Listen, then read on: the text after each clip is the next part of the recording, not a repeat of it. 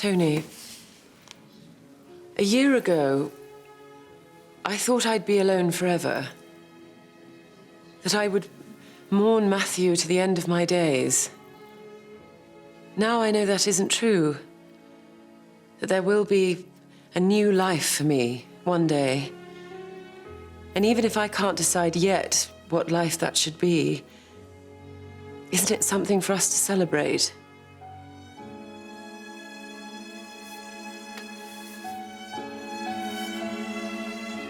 It certainly is.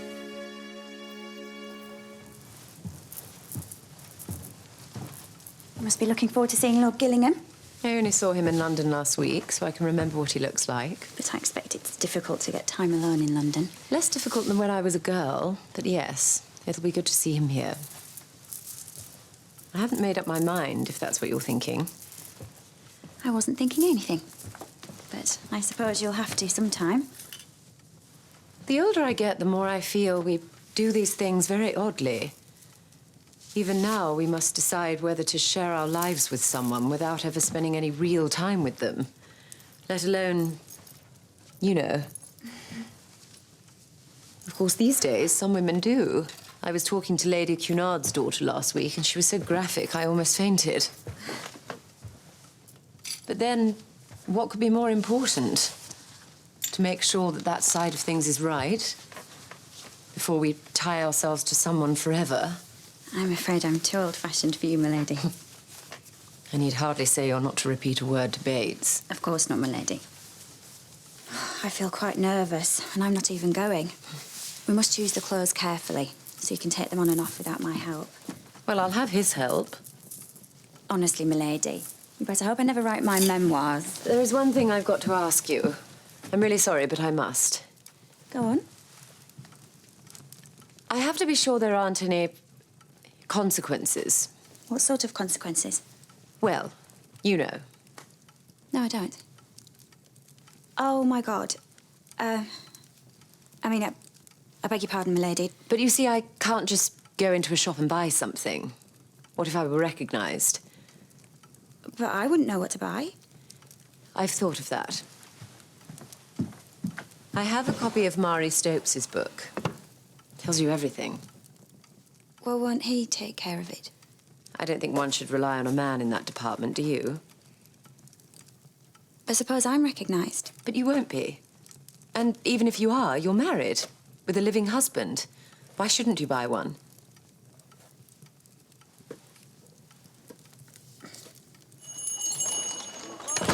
Yes, miss. Is there a lady I could deal with? Very good, madam. If you'll just wait there.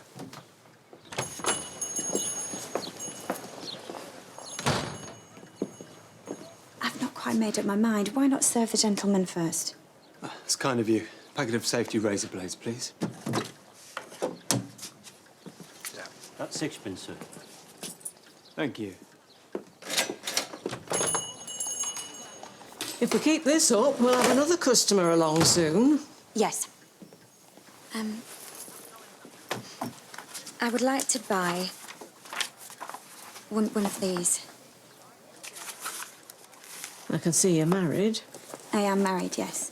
but you don't wish for any more children. That's it. That's right. There is always abstinence.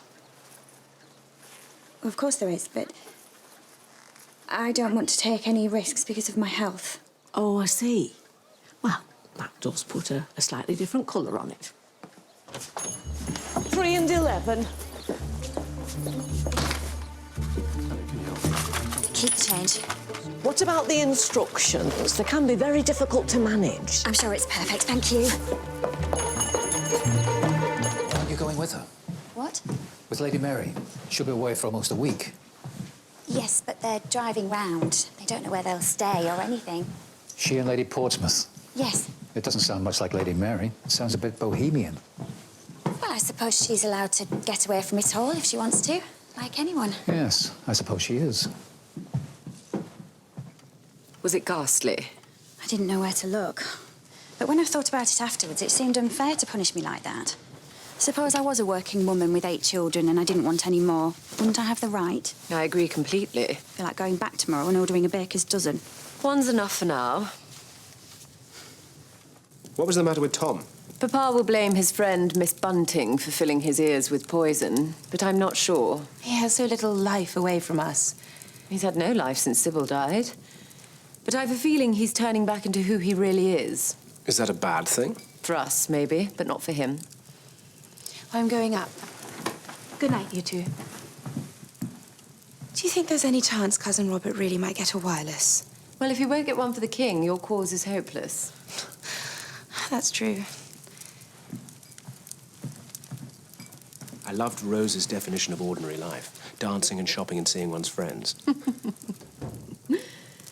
I'm going to bed too. I'm worn out. But I hope you'll be happy for me, if it is Tony in the end.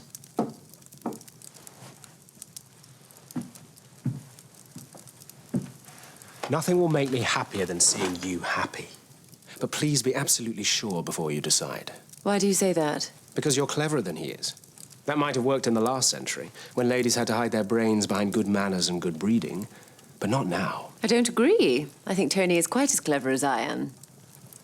Then one of us is right, and one is wrong. You're not being fair. I'm not some overheated housemaid drooling over a photograph of Douglas Fairbanks. Plantagenets are as susceptible as housemaids when it comes to sex. Are we talking about sex or love? Oh, that is a question that mankind has been wrestling with since the dawn of time. Good night.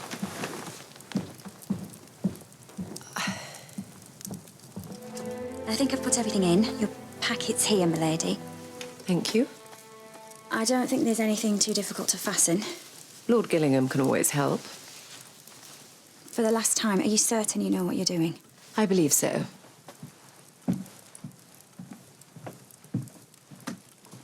Anna, the way things are going, life will be lived in much closer quarters in future. My grandparents lived in vast rooms, surrounded by staff. If they disagreed, they'd hardly have known it. But it won't be like that for us.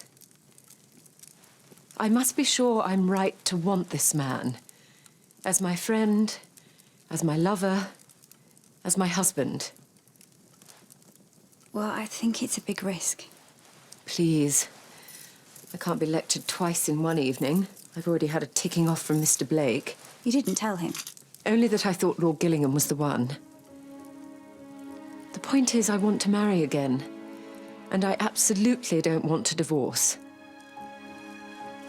Well, I wish you luck, my lady.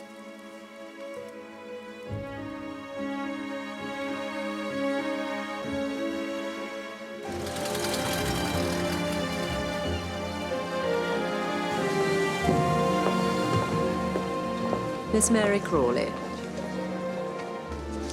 Welcome to Liverpool, Miss Crawley. I hope you enjoy your stay. I'm sure I will.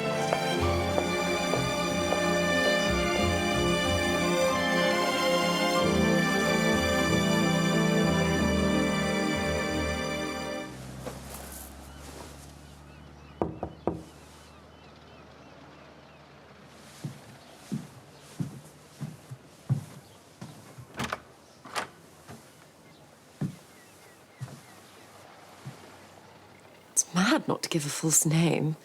Always make a lie as truthful as possible. If you're seen, you have the right name, you're alone in your room. Why shouldn't you be in Liverpool? How did you manage to get the rooms connected? Well, I'm not a complete half-wit. Nor, happily, is the manager. So, what's the plan? It's a simple one. We'll go down to Church Street for a scrumptious dinner. After which, we'll come back. And make love. Exactly. We'll make love all night.